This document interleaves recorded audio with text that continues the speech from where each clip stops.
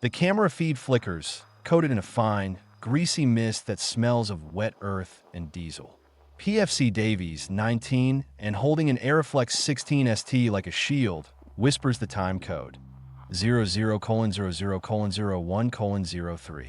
T-10. The Firebase perimeter, which had been silent and deceptively secure for 4 agonizing days of constant rain, just buckled. It wasn't the sound of sustained fire that broke the spell of the waiting. It was a rhythmic, dull thud, followed by the specific, stomach-dropping sound of concertina wire being shredded by repeated satchel charges. Sergeant Major Thorne, his face a roadmap of exhaustion and fear, ripped the field telephone from its cradle, screaming coordinates for immediate defensive fire. The pre-registered Hell's Gate grid. Even as the first wave of NVA streamed over the berm, Davies lowered the camera slightly, his finger trembling on the roll switch, catching Thorne's profile as the Sergeant Major slammed his helmet down. "They're inside the wire, Davies. Stop filming and grab a rifle." Davies couldn't. His orders were explicit. Document the final stand, the heroism, the ultimate sacrifice. He swung the lens back towards the East Trench, where C Company had been holding the line. Now, it was just a confusion of muzzle flashes and silhouette movement in the torrential rain. The NVA had hit them not with a probing attack, but with a full, terrifying deluge, timed perfectly for the dawn fog. The first 105mm howitzer position, Queen 1, erupted in a blinding flash, a direct hit from a B-40 rocket. The concussion threw Davies against the sandbag wall, the camera momentarily capturing nothing but the inverted sky. When the lens cleared, the air was thick with smoke, pulverized earth, and a desperate, rising chorus of wounded screams. The waiting was over. The combat had begun with zero transition, zero warning, just total, immediate immersion into the end of the world. Thorne grabbed the nearest M16 and fired a short burst towards the breach. The muzzle flashed momentarily, illuminating the faces of the terrified FOs still huddled over the map table. The clock was ticking, and Firebase Aries was already bleeding out. T-9 to 8 o'clock. The noise was no longer localized gunfire. It had become a continuous, deafening roar. The sound of 81mm mortars firing from within the perimeter mixed with incoming RPGs shattering the aluminum roofing of the barracks. The enemy's tactical genius was evident. They hadn't wasted time on probing attacks. They had identified and targeted the 4 main 105mm howitzer positions immediately. Queen 1 was gone. Queen 2 went next, silenced by a wave of sappers who breached the trench line with terrifying speed, armed with pole charges. Davies, crouching low in the communications pit, filmed the desperate attempt by the remaining artillery crew, led by Lieutenant Hayes, to pivot the enormous gun barrel and use the remaining shell for point-blank defense. It was a futile gesture. The NVA were already among them, their forms dark and slick in the mud, moving like ghosts in the dense smoke. The footage showed the flash of a bayonet, then the sickening crunch as the crew chief went down. Hayes managed to detonate the charge, but only succeeded in blowing up his own gun pit, taking several attackers and himself in a spray of fire and shrapnel. Thorne, realizing the artillery support base was becoming a graveyard, ordered the remaining men to consolidate around the central command bunker. This was the moment of ultimate realization. They weren't defending a perimeter. They were defending a single, small hill surrounded by hostile jungle. The radio crackled with static, the desperate voice of Captain Miller from the northern sector screaming about overwhelming pressure before the signal cut dead, leaving only the high, whining feedback sound that amplified the terror. Davies kept the lens focused on Thorne, capturing the grim acceptance in the Sergeant Major's eyes. They were not going to be rescued. They were going to hold out until nothing was left to hold. T-8 to 7 o'clock. The command bunker, shielded by 6 feet of earth and sandbags, felt less like a refuge and more like a coffin. Thorne was trying to coordinate the defense using 3 men and a flickering map light. The comms system spitting out garbled messages from rear command promising support that was clearly never going to arrive. Outside, The battle raged only yards away. Davies filmed the moment a shape slammed against the heavy wooden door. Not a body, but a severed piece of a fuel drum, hurled by a nearby explosion. The air vents sucked in the acrid smell of burning wiring and pulverized concrete. Corporal Sims, the radio man, frantically tried to establish contact with the remaining northern observation post, screaming, "Aries actual. Repeat, Aries actual." His voice was lost when a mortar round impacted directly overhead, showering the bunker with dust and causing the fluorescent lamp to shatter. Visibility plummeted further, forcing Thorne to abandon coordinated defense and shift to pure close-quarter survival. He yelled at the remaining riflemen to cover the door, then turned to Davies. "That camera, kid. Can you see anything outside? Tell me where they're coming from." Davies lifted the lens to the tiny, barred firing slit. The fog, combined with the heavy cordite smoke, created a blinding whiteout effect. He saw shadows, fast-moving and low, but couldn't distinguish friend from foe. The camera, intended to capture heroic clarity, was documenting pure, terrifying confusion. The psychological warfare was relentless. Amplified shouts in Vietnamese mingled with the high-pitched shriek of wounded Marines calling for Doc Reyes. The loss of command structure meant that every single man was now fighting his own private war, detached from the larger battle plan, relying only on the immediate flash of a nearby muzzle to guide his own return fire. The waiting had demanded discipline. The combat demanded primal instinct.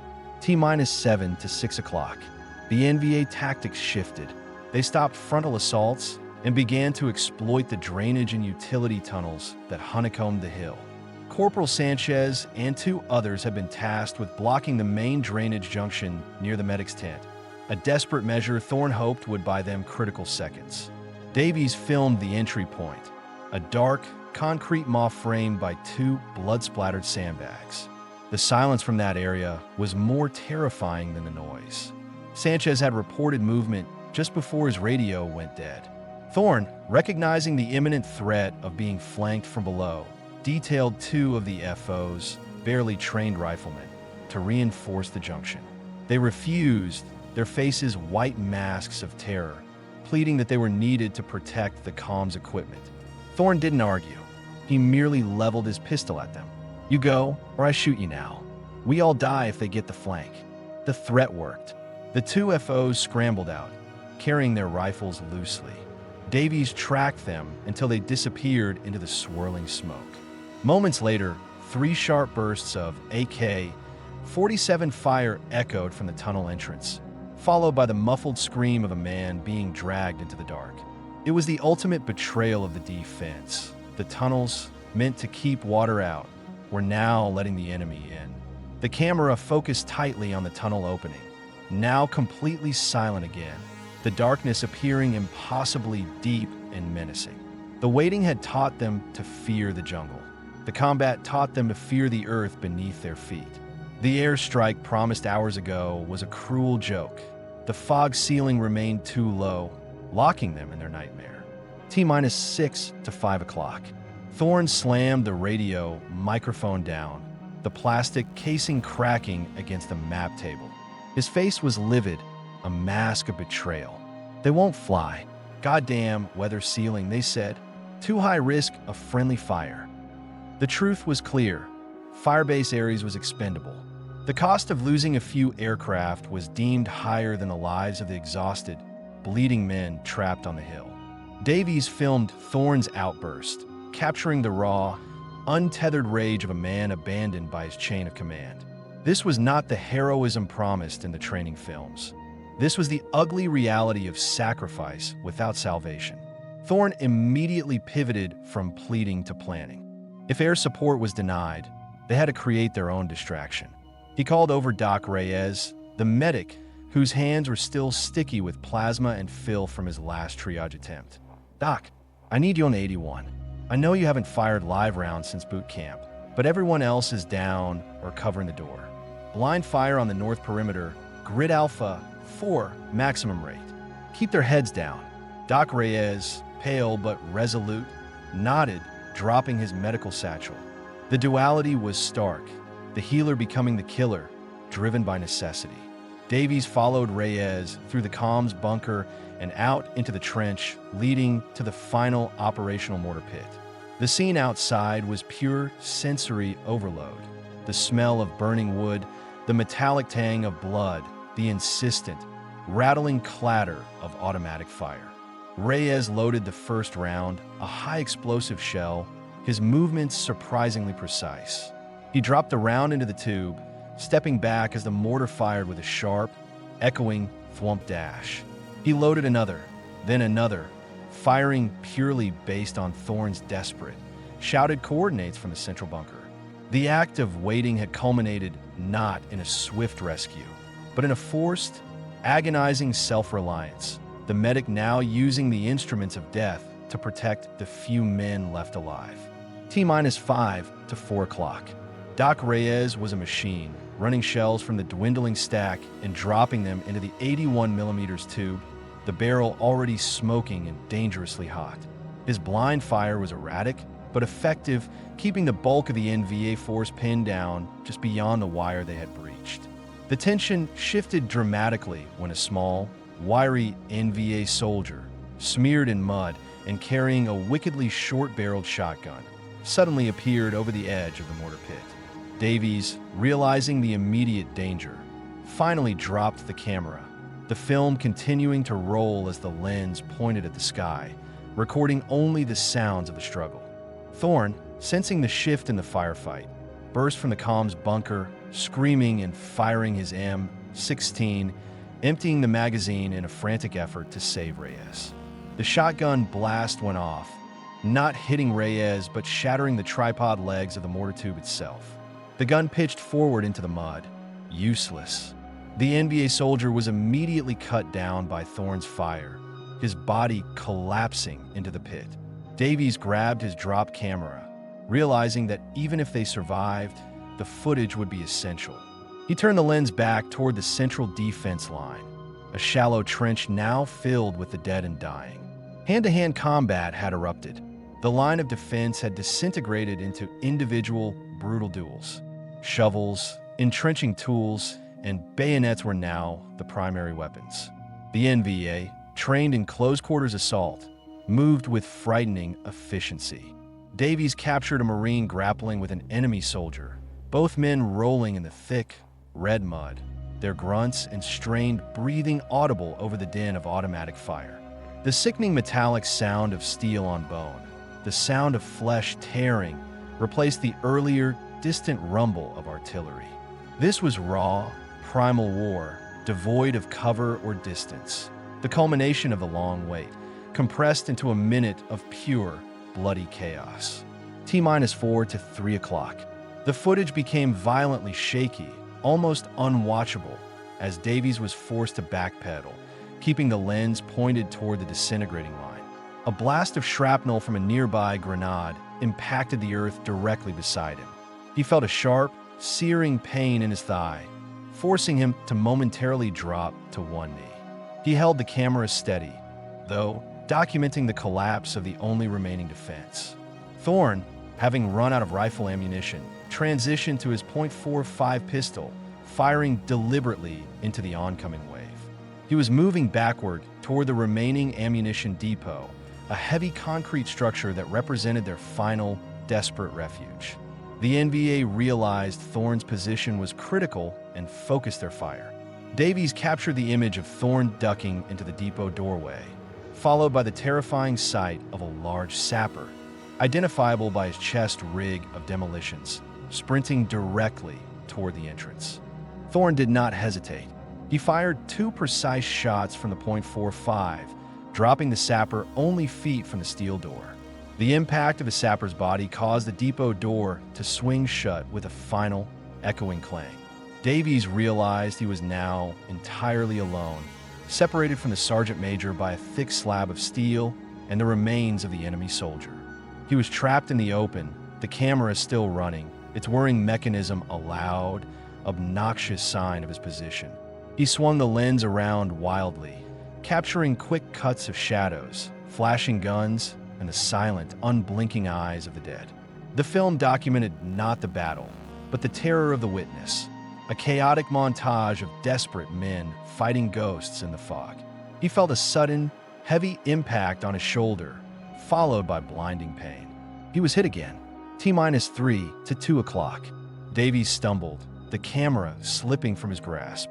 The lens hit the ground, cracking the glass filter and forcing the perspective low and sideways, capturing the world through a fractured prism of mud, blood, and sky. The sound became dominant, the heavy breathing of Davies, sharp, ragged gasps mixed with the ceaseless, high-pitched whir of the camera motor. He heard Thorne's muffled voice, yelling something about explosives, something about Protocol Delta. Protocol Delta, the code word for destroying all remaining sensitive materials and the final command post, usually by initiating a massive secondary detonation. It was the ultimate scorched earth measure, the signal that the firebase was utterly and irrevocably lost. Davies struggled to crawl, dragging his wounded leg, try to retrieve the camera.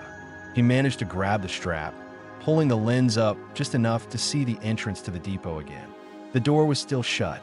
The intense fighting had momentarily quieted, replaced by the sound of NVA soldiers systematically clearing the trenches, short, focused bursts of fire confirming kills. The waiting had been characterized by sustained, predictable sounds of mortar fire. This was different. The measured, terrifying calm of the predator counting its prey. Davies knew he had to get closer to Thorne. The footage now consisted mostly of darkness, punctuated by sparks, and the rhythmic thump of a man crawling through thick mud. He could smell gasoline and detonation cord. Thorne was prepping the depot for self-destruction. The true agony of the overrun was not just the fighting, but the definitive knowledge that all hope was gone, and the only remaining action was to ensure that the enemy won nothing of value. T-2 to 1 o'clock. Davies reached the depot door, pressing his back against the cold steel, the camera still recording the dirt in front of his face. He could hear Thorne frantically working inside, the scraping of metal against metal. He whispered into the microphone attached to the camera, his voice raw with pain. They're initiating Delta. They're blowing the depot. The realization crystallized. Thorne was not just destroying equipment. He was creating a final, massive kill zone, sacrificing himself to eliminate the remaining NVA that had gathered near the center of the firebase. A sudden, sharp kick hit the steel door from the outside. A new wave of NVA had found the remaining target. Thorne shouted from within, his voice strained but firm, "Davies, get away. Now, that's an order." Davies tried to push himself up, but his leg failed him. He heard the sound of the pin being pulled inside the depot, the final initiator for the C4 charges placed near the remaining 105mm round stored inside. He knew he had less than 60 seconds.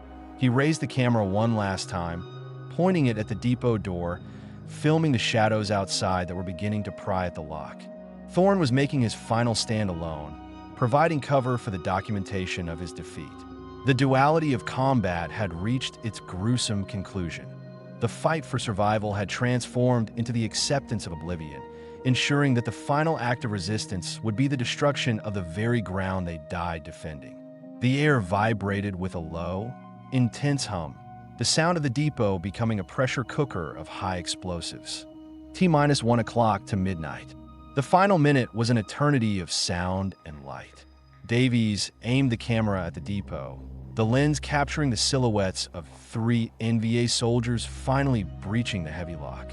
Thorne, instead of retreating, was visible for a fleeting second in the doorway, firing his pistol at point-blank range before he was overwhelmed.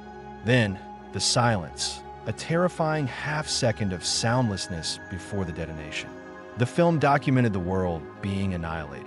The depot exploded outward in a massive, rolling fireball of orange and black. The earth heaved. Davies was thrown 20 feet, the force of the blast tearing the camera strap from his neck.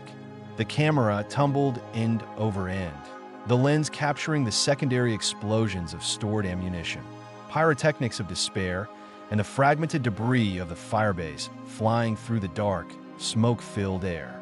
The footage became a swirling vortex of flames, earth, and the agonizing, sustained roar of the explosion. The last frames capture a close-up of the cracked lens filter, illuminated by the relentless fire, before the motor whined down to a stop, choked by dust and shrapnel. The end of the film reel. The end of Firebase Aries. The silence that followed was heavy, absolute, broken only by the crackling of residual fire and the distant, mournful echo of the unseen jungle. A final, brutal testimony to the 10 minutes that destroyed a hill and the men who waited for war.